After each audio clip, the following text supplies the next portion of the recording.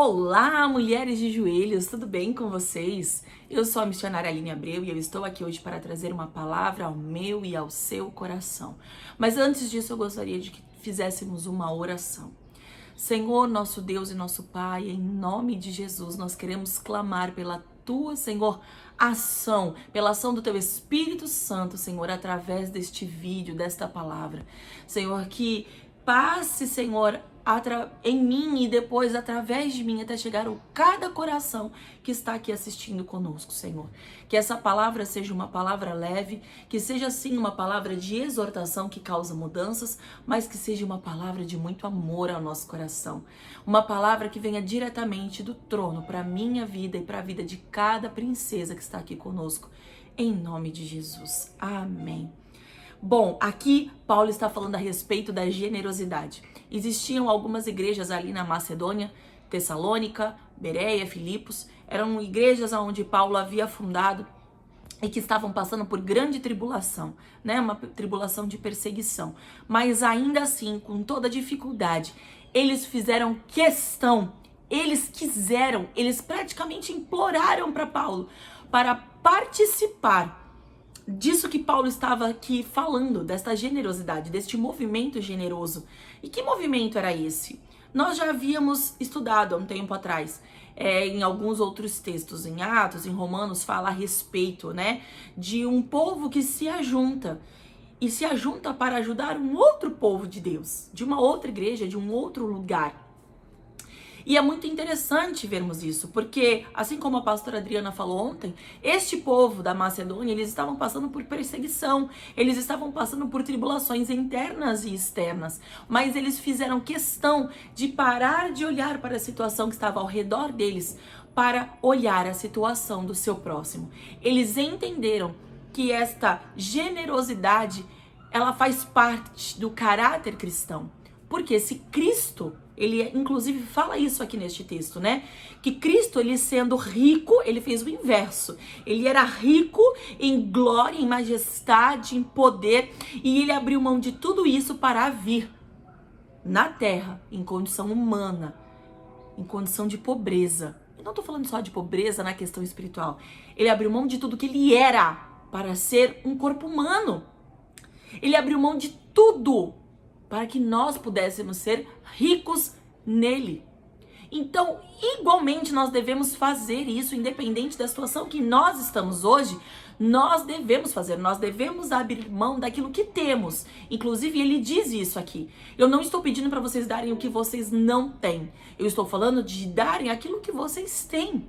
Ele não está dizendo que este povo de Corinto deve ficar pobre a ponto de não ter nada e sofrer para dar para o outro. Não, mas daquilo que temos, nós devemos partilhar sim com o outro. E ele então vai discorrendo aqui a esse respeito, ao respeito desse povo que está em Coríntios, não que fosse um povo que não dava, muito pelo contrário, porque esse povo de Coríntios foram os primeiros a dar num tempo anterior a este. Eles foram os primeiros, inclusive a ideia de se juntar, né, para unir forças para ajudar um povo, partiu deles no passado. Paulo fala isso aqui.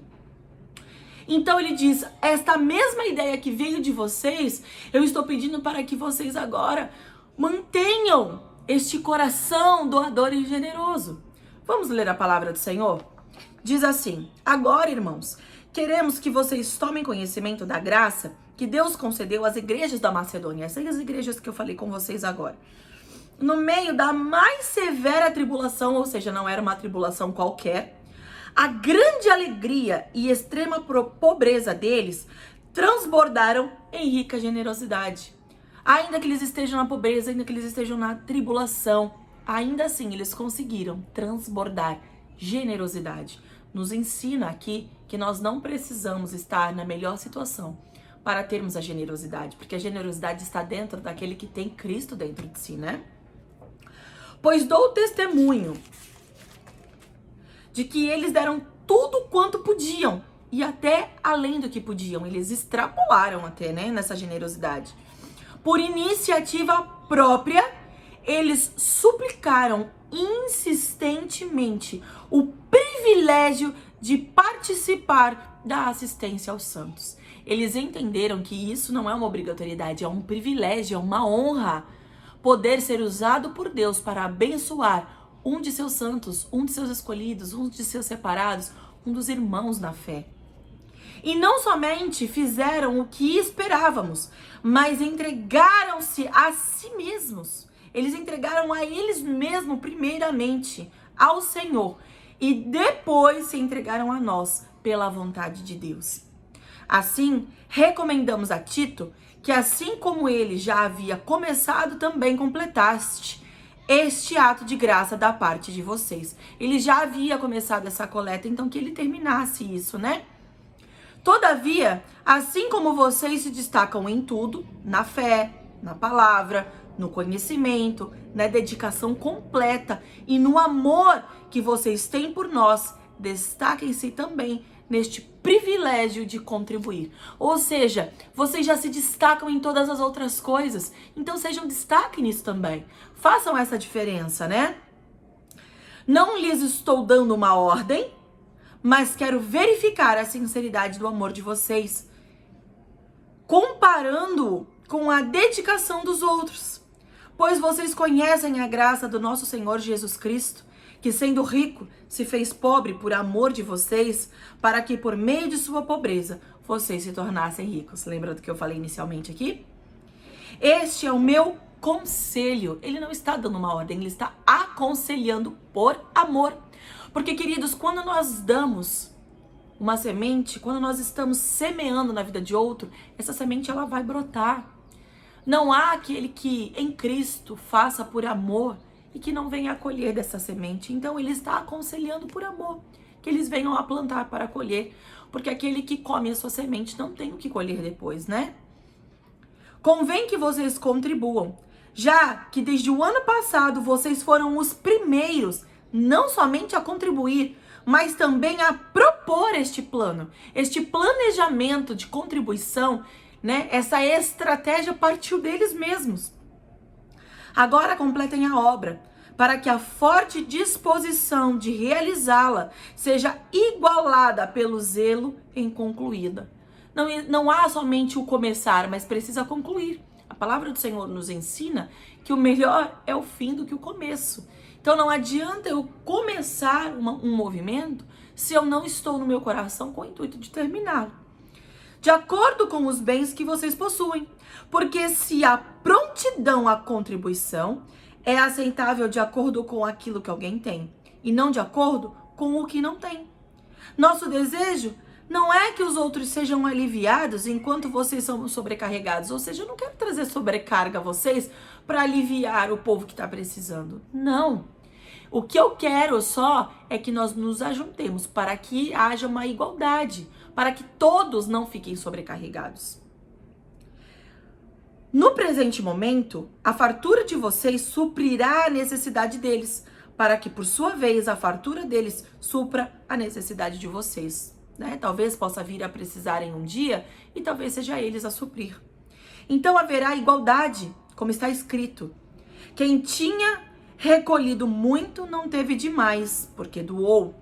E não faltou a quem tinha recolhido pouco, porque recebeu daquele que doou. É a igualdade. Igualdade. Todas as vezes que o Senhor toca no nosso coração de abençoar alguém, nós devemos fazer, porque está sobrando em nós algo que o outro está precisando.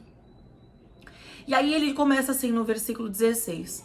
Agradeço a Deus ter ele posto no coração de Tito o mesmo cuidado que tenho por vocês, pois Tito não apenas aceitou o pedido, mas está indo até a vocês com muito entusiasmo e por iniciativa própria. Esse povo pediu para que fosse Tito passando para recolher. E Paulo estava feliz com isso, porque Tito eles já conheciam e já confiavam. Então eles não confiavam em Paulo? Paulo estava acostumado a que outras pessoas colocassem ele em xeque, sabe? Duvidassem dele. Então o que ele fez?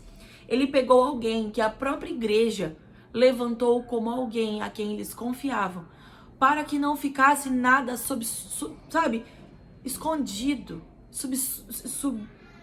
submerso, escondido, não sei a palavra melhor, mas vocês entenderam aí. Por quê?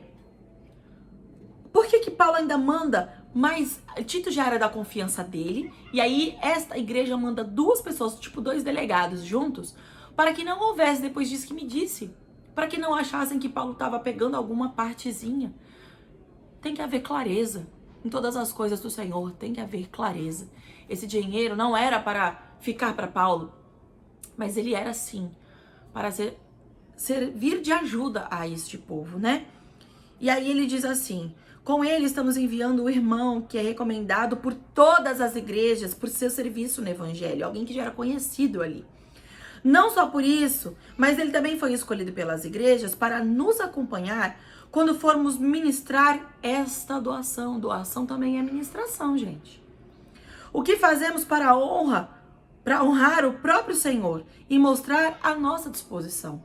Queremos evitar que alguém nos critique quanto ao nosso modo de administrar esta generosa oferta, pois estamos tendo o cuidado de fazer o que é correto, não apenas aos olhos do Senhor, mas também aos olhos dos homens. Às vezes nós nos preocupamos em faça o que tem que fazer, sem se preocupar com o que os outros vão falar. Não é o que a Bíblia nos ensina. A Bíblia nos ensina, e ele está fazendo aqui menção a um texto passado. Ele está fazendo menção a algo que já foi citado, muito provavelmente em Provérbios. Nós devemos sim pensar ao que os outros pensam de nós, da nossa conduta. Nós somos cartas abertas, nós precisamos dar testemunho. As pessoas estão de olho em nós. Então ele foi precavido, porque ele não queria que a sua conduta estivesse em xeque, descreditando o seu ministério no Senhor. Nós precisamos estar, sim, de olho nisso, amém? Além disso, estamos enviando com eles o nosso irmão, que muitas vezes e de muitas maneiras já nos provou que é muito dedicado, e agora ainda mais por causa da grande confiança que ele tem em vocês. Quanto a Tito, ele é meu companheiro, o cooperador de Cristo.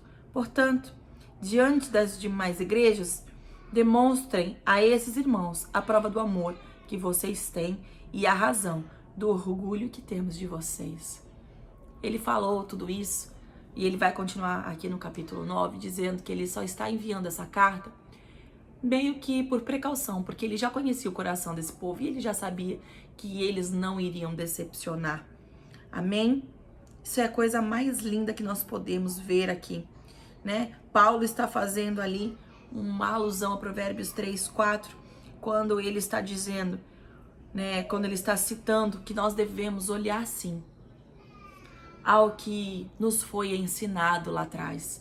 Nós devemos lembrar-nos de que nós não devemos olhar somente para o que o Senhor está dizendo. Óbvio que isso é a primazia, mas nós devemos dar um bom testemunho diante dos homens.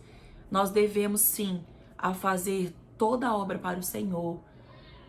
Tudo que nós vamos fazer ao Senhor, prestando contas com outras pessoas que são de conhecimento, sabe, geral, para que possamos fazer a obra de maneira correta, para que possamos fazer a obra de maneira generosa. Mas não é só a generosidade. Eu preciso dar conta daquilo que eu estou fazendo da melhor maneira, para que a honra venha para o nome do Senhor. E nenhuma crítica sobre os seus servos, os seus santos, os seus filhos que estão servindo a sua boa obra em nome de Jesus. Toda a honra, toda a glória e todo louvor ao nome do Senhor, através da nossa generosidade. A nossa lição de hoje é essa: generosidade em nome de Jesus. Seja generosa na obra do Senhor, seja generosa em tudo aquilo que o Senhor te pedir, porque isso é uma semente que vai brotar, vai germinar, vai dar fruto sobre a sua vida em nome de Jesus. Deus te abençoe e até o próximo vídeo.